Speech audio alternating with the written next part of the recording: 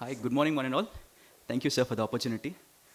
My topic here today is on intrauterine insemination, but unfortunately, most of it, or even 99% of it, was over yesterday. So I'll focus only on my last two slides in that case.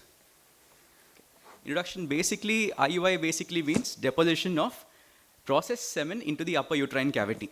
That's as simple as it can be. The prerequisites being at least one patent functional tube, evidence of ovulation, adequate sperm count. It says try to avoid centrifugation of IUI samples for processing.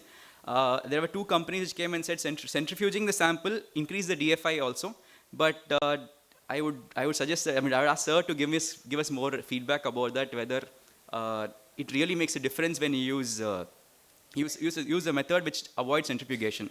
There were two companies, one is C4A and Lenshook, which came out recently about 1 or 2 months ago, saying that they use microfluidics method and the chance of pregnancy is much better because you avoid centrifugation, and especially with diabetic patients, with high DFI patients, it does help is what they say. Again, you have to see over later cases. Thank you.